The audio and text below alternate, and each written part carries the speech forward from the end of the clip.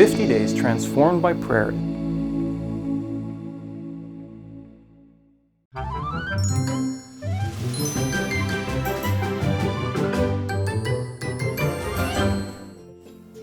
Hello, boys and girls. Today, this story is about patience. Now, there's a verse in the Bible that's at Proverbs 16, verse 32, that says, "Better a patient person than a warrior, one with self-control than one who takes a city." Now, that's fancy words for saying it's better to be patient. So, I have a story today about a little boy named Tommy. Now, Tommy was a little boy that loved sunflower seeds. Sunflower seeds come in different flavors. Some are garlic flavored, some are dill flavored, some are even sweet. So, one day, Tommy said to Mom, "Mom, why can't we grow some sunflowers? Then we'd have our own sunflower seeds and we wouldn't have to buy them." "Good idea," she said, "let's do that." So they went to the store and bought some sunflower seeds. They planted them in the backyard and Tommy faithfully watered them every day. So they grew and they grew bigger and bigger. And if you know what sunflowers look like, they're big yellow flowers, lots of beautiful yellow petals, and they have sunflowers in the middle. Well, as they grew, they got to be about this high. And their sunflowers started to open. And Tommy said, "Are they ready yet? Are they ready yet? I want to pick them." And Mom said, No, have patience." And so they got a little bigger and a little bigger. And Mom said, "Have patience." "Oh, Mom, I don't want to wait. I want them now."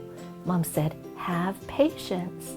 Good things come to those who wait." So they got a little bigger until they were way over his head. And Tommy said, "I'm not going to wait any longer. I'm going to cut those sunflowers down." So he went and got a knife and he cut the sunflowers down, and then he looked at them and said, "Oh, I'm going to pick those seeds out of the middle of the sunflower." He picked them out.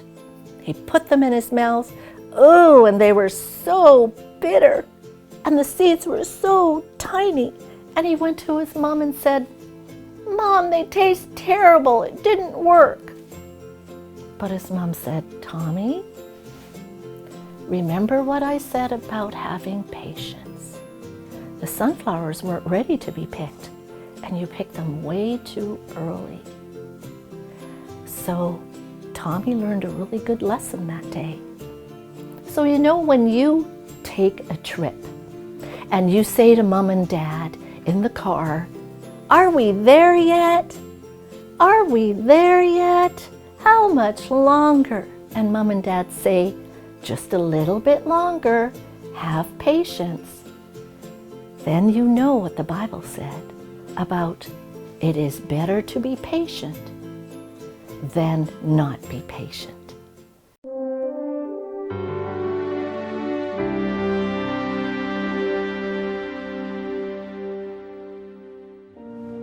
Prayer is my best way to face my problems.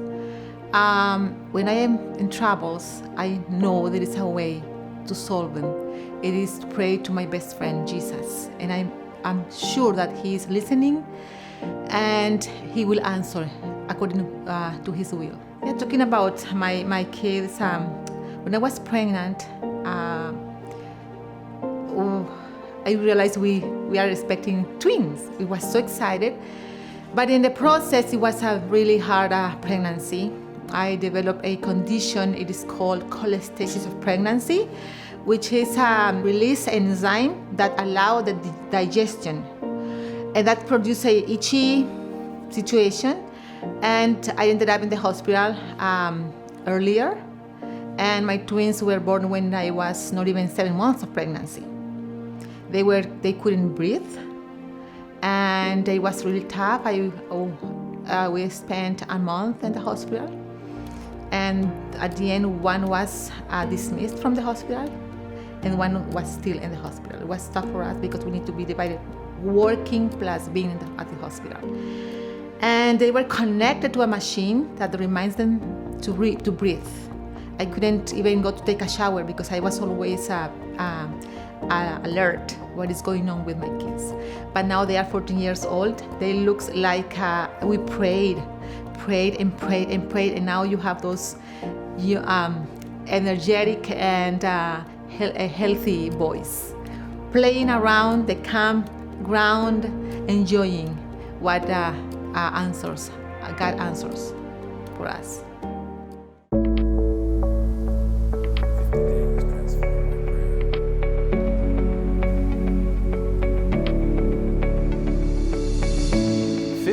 Transformed by prayer. Oscar Wilde was an Irish writer. After writing in different forms throughout the 1800s, he became one of the most popular playwrights in London in 1890. Today, he is remembered for his epigrams and pieces and the circumstances of his arrest, which was followed by his untimely death. One of his famous quotes was, "No man is rich enough to buy back his past." No matter how much you have, you will never be able to take back the words you have spoken, the actions that you have done, nor the choices that you've made. But that does not mean you will be forever trapped in the past.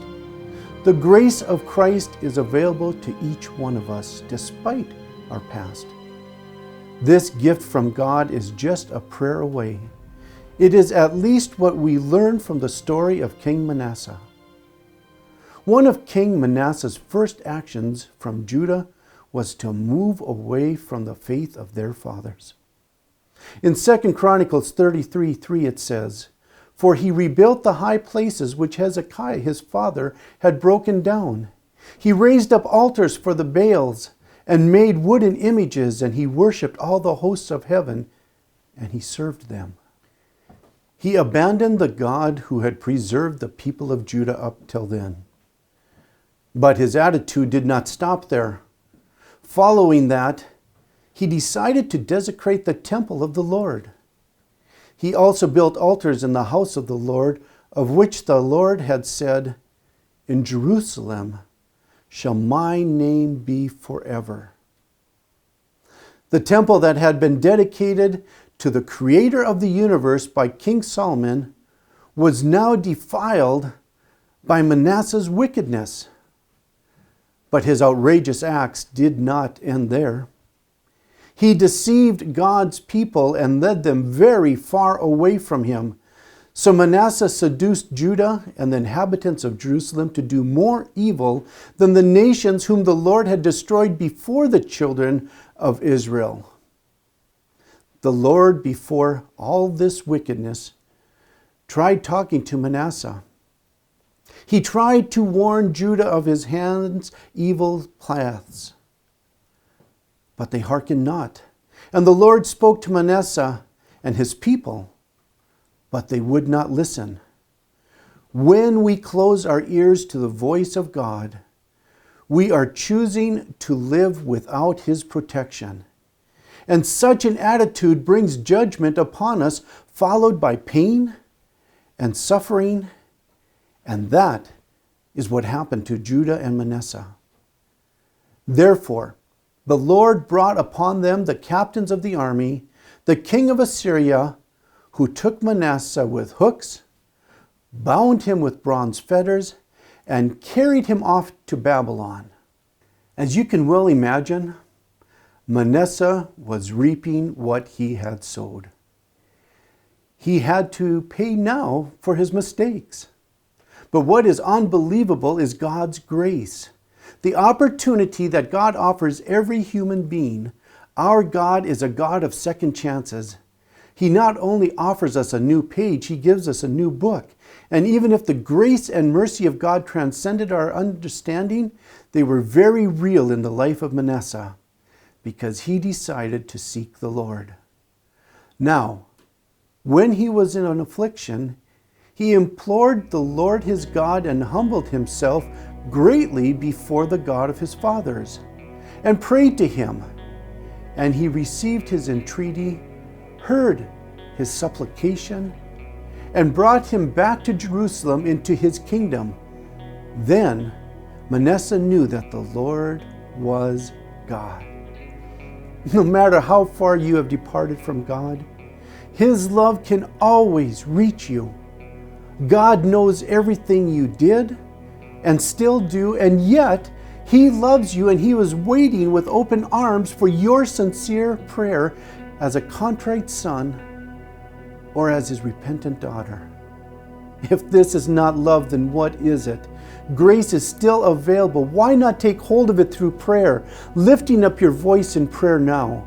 Remember that prayer is the key in the hand of faith to unlock heaven's storehouse, where there are treasured the boundless resources of omnipotence.